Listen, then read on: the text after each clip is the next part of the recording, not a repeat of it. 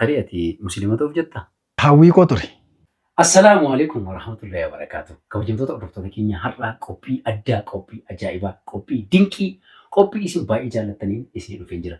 Innis kanan baay'ee jaalladhuuf kabaju akkasumallee inni na jaallatuu fi kabaja guddaa obbolummaa naaf qabu. Obboleessa koo Addisuu biratti argama. Maarree har'a obboleessi koo Addisuun maaliif dhufe laataa? Maal dubbata laataa? Maal jedha laata? Walumaan hordofnu gamanumaan gara isaatti isin dabarsaa. Obboleessa koo Addisuu kanan baay'ee kabajuuf jaalladhu baga nagaan dhufte. Tole, baga nagaan eddanii afeerraa keetiif galatoon. Hayyee mee maqaa keerraa kaasiitii dhaggeeffattoota keenyaaf namoonni baay'een isin obbolaa miti, obbolaan akkas wal jaallataayi, jaala akkasii waliin qabaayi, eenyutummoo hangafaa, simoo isatu dursaa waan jedhu waan baay'ee kaasaa namoonni baay'een akkamanumaan mee maqaa keef maqaa abbaa kee? Maqaan koo Addisuu Raggaasaan jedhama. Obboleessa keetii, mucaa abbaa kooti. Itti fufuudhaanii hangafa keetii kana duwwaa miti. Maaliif amma kana wal jaallattu obbolaan akkatti wal jaallataa kan jedhamuu fi addunyaa kanarraa namnan jaalladhu si malee waan hin jirreef dirqama immoo si jaallachuu waan hin qabuufan si jaalladhaa. Si jaallachuu bichaa miti isin kabajallee. Rabbi si haa kabaju ulfaadhu addee. Dhugaa dubbachuuf anillee hedduun si jaalladha. Akka nu wal jaallannu nama miti sheexannu beetti. Alhamdulillah isa jaalannuu kenne Rabbi. Galatoom jecha gaafii biraadhaan. Addisuun amma maalirratti argama? Maal hojjechaa jira? Ani amma kanan hojjechaa jiru hojii dhuunfaa kooti.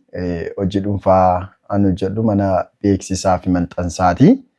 Hojii dhuunfaa koorran jira. Duratti garuu waldaa kiristaanaa, waldaa ministirii dhuunfaadhaa wajjin warra laayisensii qabanii wajjiniin hojjechaan ture. Amma garuu gochoonni wantoonni achi keessatti dalagamu hedduunsaa dhugaarraa kan fagaateef kan nama jibbisiisu wanta ta'eef akka waaqaatti cubbuu akka seeraatti immoo yakka ta'uusaa wantoota baay'ee waan an argeef anis innis mataa koo galee gara waldaa jalqaban keessatti guddadheetti gara waldaa guutuu wangeelaatti deebi'ee hojii dhuunfaa koo akkuma ati beektu obboleessi koo namni baay'ee jaalladhu abdiin banee naaf laannaan isa hojjechaa jiraani. Thank you. Achumaan si galateeffachuun barbaada. Galatoomi. Thank you addee baay'ee galatoomi. Akkuma atu kaastee waldoota ministirii yookiin immoo waldoota abbumti fedhe laayisensii fudhatee hojjetu keessaa akka baatee anis quba qaba. Wantoonni achi keessatti hojjetaman baay'ee isaa akkasitti tole yeroo baay'ee nattaasaa turte ta'u yeroo baay'ee waliin haasofneerra. Inshaallah gaariidha. Adeemsa gaariirra jirta. Thank you. Baay'ee gaariidha. Hayyee mee Addisuun yeroo baay'ee yeroo tokko akka waan amantii Islaamaa arrabsuutti yeroo itti ilaalamu jira. Yeroo tokko immoo akka waan amantii Kiristaanaa arrabsuutti yeroo inni itti ilaalamu jira. Namoonni amantii Islaamaa hordofanii Addisuun yeroo tokko nabiyyi keenya qeeqaa, quraana qeeqaa waan akkasii hin ka'a. Yeroo tokko immoo hordoftoonni amantii Kiristaanaa Addisuun amantii Kiristaanaa arrabsaa, Addisuun shaadaa qabachuu fi Addisuun musliima ta'uu fi yaada jedhu hedduutu dhufa. Mee ati garuu amantii kana lamaan irratti ilaalcha akkamii qabda? Addi akka miidiyaatti osoo hin taane akka yaada dhuunfaa keessa namummaatti. Nama gosa lamatu jira. Nama miidiyaaf nama lafaati. Lafarratti hawaasa wajjin waan jiraattuuf ilaalcha qajeelaa qabaachuun dirqama. Miidiyaa irratti immoo qilleensa wajjin waan jiraattuuf waan qilleensi sun barbaaduuf akka qilleensi sun itti deemutti qilleensicha duukaa socho'uun dirqama. Walumaa gala amantii Islaamaafis amantii Kiristaanaafis ilaalcha hin qabu ilaalcha tokko qofaadha. Innis ilaalcha qajeelummaa jaalala of keessaa qabu. Inni guddaan dhugaan eessa jira kan jedhu dhugaa lafa jiru Rabbi tokkichatu beeka. Ameen. Bichaan mootuu hin taane gama Islaaminaatiin yoo ilaalle hanqinoonni lakkoofsa hin qabne baay'ee jiru. Gara Kiristaanummaatiin yoo ilaalle hanqinoonni lakkaa'amanii hin dhumnes immoo jiru. Hanqinoota kana caalaltee keessaan fixxu. Rakkinni gam lamaaniinuu karaa amantaa Kiristaanaas Islaamaas jiru akka cirracha galaana keessa jiruuti. Cirracha galaana keessa waraabeen fixa yookaan funaaneen fixa yoo jette hin dandeessu yeroo keetti fixxa malee. Umurii keetti fixxa malee. Rakkoo gamlachuu jiru iyyuu immoo qulqulleessee keessaa baaseen amantaa kana amantaa isa qajeelaan godha yoo jette yeroo keetti fixxaa sammuu keetti fixxatti jibbamta malee wanti si fayyadu tokko hin jiru. Sababiin isaa gam lamaaniyyuu amanticha rakkoo uumetu hin taane namoota ga'insa malee yookaan immoo barnoota quubsaaf ga'aa tokko otoo hin fudhatiin beekamtiidhumaaf akkasumaan immoo beekumsa barbaachaaf otoo hin taane akkasumatti itti dhaqanii kan irra taa'an akkas jechuun maal jechuudha. Mana bunaa gaafa dhattu iddoon kun kan kee ta'e sii qophaatu hin taane waama sitti dhufe irra dhattee teessaan warra utuu karaa deemanii dhufanii barcuma yookaan teessuma argatantu irra taa'etu amanticha geggeessaa waan jiruuf abbaa amantaa sanaatu rakkoo amanticha keessatti uume babal'isee gam lamaaniin iyyuu hammeeffame akka ilaalamu godhe malee ani ilaalcha badaa lamaan isaaniif iyyuu hin qabu. Kanaaf iyyuu rakkoon amantaa kana keessatti akka uumuu kan godhe namoota barnoota malee abbaa amantaatti ta'e jechuudha. Akkas kunoo. Maashaallah yaada gaarii nu kaastee addoo galatoomii. Maashaallah jechuun bareeda akka jechuuti. Waaw akka jechuuti. Dansaa jechuudha. Ayyadde miigaafi tokko si gaafadhu. Tole. Utuu aboo wa'ii sii kenname addunyaa kanarratti waan takka qofa sirreessuu dandeessa osoo siin jedhanii mee maal sirreessitu? Hawwii koo ture bira ga'uun dadhabe. Waan bira ga'uu dadhabee fi warra nama qabantu na durse warra birrii qabantu na durse malee fedhii koo ture. Innis maa inni addunyaa kanarraa wanti yeroo carraa takka bichaa kennu sirreessuudhaaf sii kennama jedhanii isa jalqabaa akkaataadhuma amantaa kootti amantaa koo irratti hojii hojjedhu jira. Innis maa inni fakkeenyaaf as ministiriidhaa Baalaraa'ineen hundeessaaf abbaa mul'ataa waldichaa jedhanii Kiristoos isuma lallaban sana immoo keessaa baasanii ofii isaanii immoo Kiristoos isa lammaffaa of godhanii ana abbaa mul'ataa waldaadhanii sabni kun immoo saba koo jedhanii mucaa tokkotu guyyaa tokko akkasitti hoolota koon bakkeetti naqee dhufe hoolota koon na eegaa jirannaan maaliif kalootti naqxeen dhuftureetti bara itti tajaajiltoonni amantoota waaqayyo akka hoolaatti lakkoofnu yoo barbaanne gaadinee elmachuu yoo barbaanne immoo gaadii malee elmachuu yoo barbaanne jedhanii gaafa wanti jedhan wanta ta'eef inni guddaan sirreessitoodhame waldaa mul'ata argine Baalaraa'ineen jedhanii hundeessaadha abbaa mul'ataati ani jedhanii dafqa uummataa qanseeraa warshaa iddoo garaagaraa dhagaa gototaa oolee fidee asiraata samana waaqayyoof kennuun haadha manaatti suufii hodhisiisaa ofitti suufii hodhisiisaa laphee dhiibanii jiraatan sana lafa isaan jiranitti manicha irratti cufe waldaa Itoophiyaa keessa jirtu immoo waldaa Makana Yesuusiif mulu wangeelii qofaatti deebise warratti saamtuu hattuu zayitii gurgurtuuf ashaboo gurgurtu waan waaqayyotti hin himne warra himtu kana yookaan ilaaba buleessa koo keessa turteetta yookaan tajaajila isaanii irraa barumsa barattuu hin qabdu yookaan jireenya isaanii irraa barumsa barattuu hin qabdu. Jarri kuni kaayyoon isaanii qaawwa argatanii nama dadhabaa tokko isaan argatanii akka uffata bitatanii jireenya jiraatanii mana isaanii ijaarratanii haadha manaa isaanii ittiin kunuunfatan barbaadu malee namumti inni Baalaraa'ineen hundeessaa waldaa kiristaanaati jedhanii lubbuudhaaf namni dhama'ee saba kana geggeessa tajaajilaa jiru waan hin jirreef guutummaa guutuutti walditti erga lafa isheen jirtutti cufee booddee waldaa mulu wangeelii Makana Yesuus taasisee jarattii garuu waggaa 5 yookaan waggaa 6 mana hidhaatti ishee rakkisan. Dhugaan sitti hima. Otoo naan dhufiini naannoo raajiidha hin waamaa turan. Raajiin sadaffaan hin jiru ammayyuu taanaan. Akkamitti yoo jette Yesuus tajaajilee darbee barsiisaadha ergameera hojjeteera. Raajonni 17 immoo macaafa qulqulluu keenya keessatti caafamaniiru. Warri amma dhufan kun raajota eenyuti isaan? Kan naan galle. Moo macaafa sadaffaa barreessuu yaalamutu jira moo lafa sadaffaa lammaffaa sadaffaa uumamu jira moo samii lammaffaa uumamutu jira moo raajota warra amma jedhan kana macaafa qulqulluu isa kamtu isaan deeggera. Apoostiliidha warra jedhanii isa kamtu isaan deeggera. Dhugaan sitti himaa jechuudha. Walumaa gala maqaan isaan ofirra kaa'an kuni dookimentii yookaan immoo waamama maqaa beekamtii waaqa biraan qabne fuudhanii ofirratti laxxafan malee raajoti warri amma jiranii otoo tajaajilaafaa of hin jedhanii hojjetaafaa of otoo hin jedhanii agalgaa'ifaa otoo of hin jedhanii malee raajii apoostil minaamin kan jedhu deeggarsa macaafa qulqulluu walumaa gala hin qabani. Kanaafiyyuu jiratti akka kottutu biyya kana bush jedhanii ministirii cufeen jiratti mana hidhaatti ishee naqa. Lammaffaa immoo kaasaa amantoota kana isa zayitii gurguran isa ashaboo gurguran kiyeestaawus illee dabalatee gatii sooftii dabalatee gatii nyaataa illee fidadhaa koottaa akkas godhaa jedhamu dabalatee kisaaraa wajjin kan falchiisee mana hidhaadhaa yaasu. Kanadha jechuudha. Mikinaatu gufannaaf gufuun dhaloota kanaa inni guddaanii warroota abbaa hafuuraa hin qabne akkasumatti karaa deemaarra warra dhalatan utuu waan argine warradhaan otoo seexana takkitti iyyisiisuudhaaf 3 seexana iyyisiisanii 7 immoo ofii iyyan kana isaan kanan iddoo iddootti gashaa otoon silxaanni wayinaa kenname. Aboo Rabbi silxaana jessitaa kennu. Ameen. Maashaallah. Kabajamtoota hordoftoota keenya qophii keenyarraa baay'ee akka barattan akkasumallee akka bashannantan abdii guddaan qaba. Hayyee addee ammallee gaaffii tokko sii dabaluu laata? Naaf dabali. Hayyee galatoomne.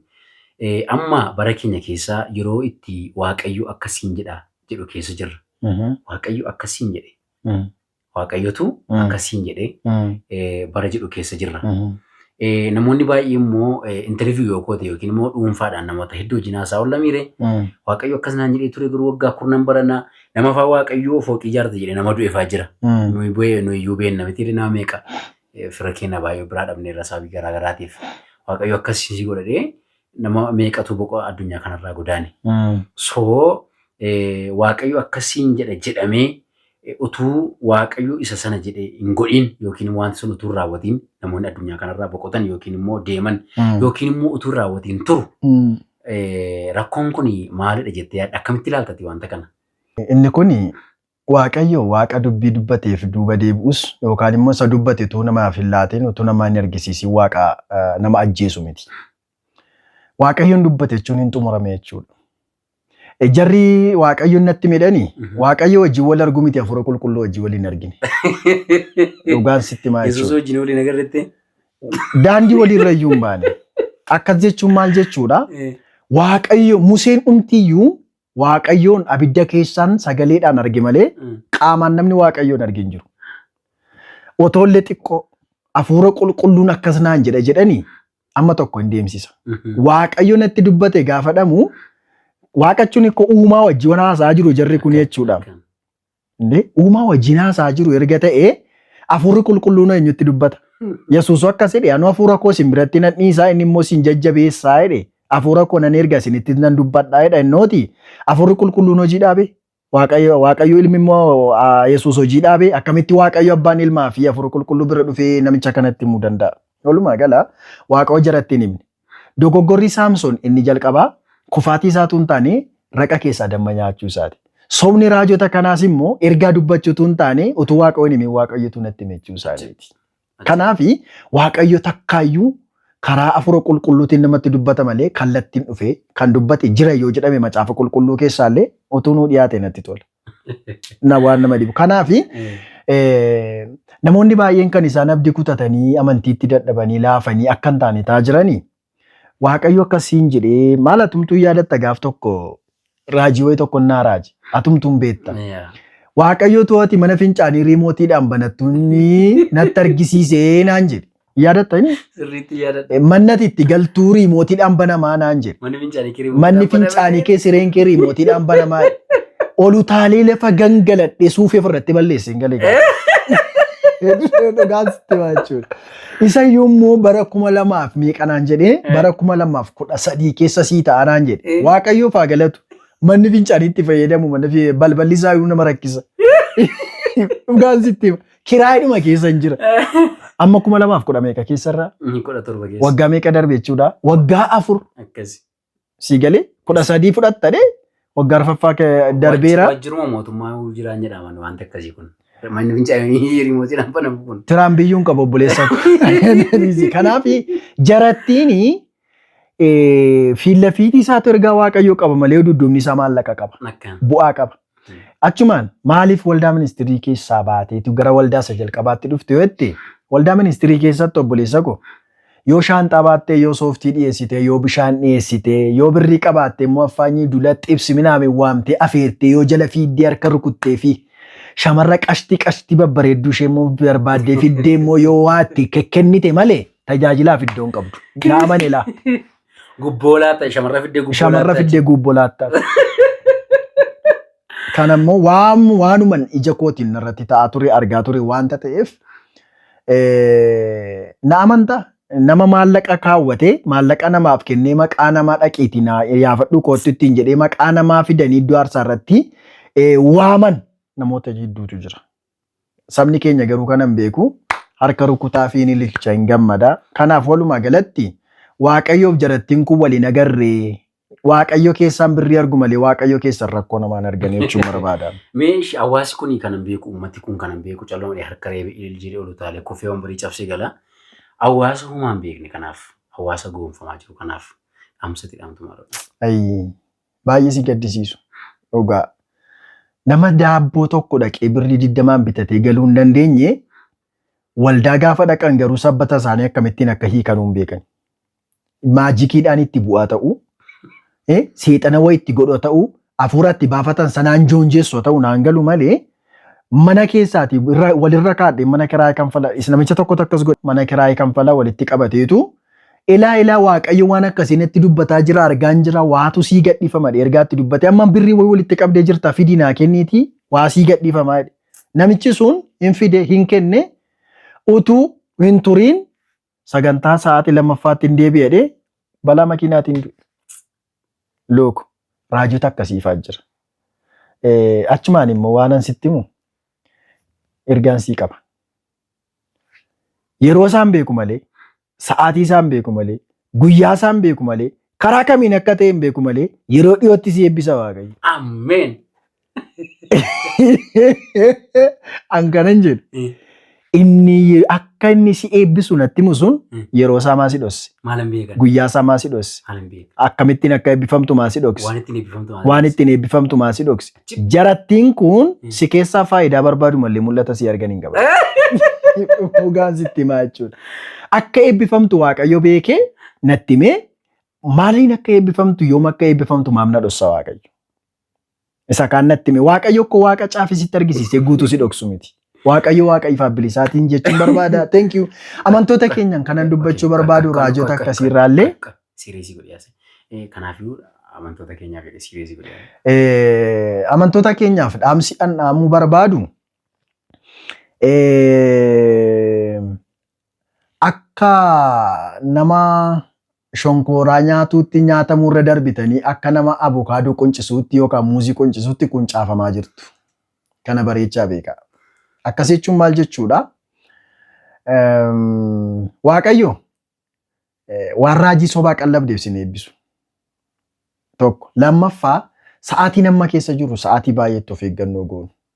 Sa'aatii namarra keessa jiru sa'aatii itti tajaajila kan akka biizinesiitti tajaajiltoonni fayyadamaa jiran waanta ta'eef qabeenya keessan eeggadhaa, shamarra keessanis eeggadhaa.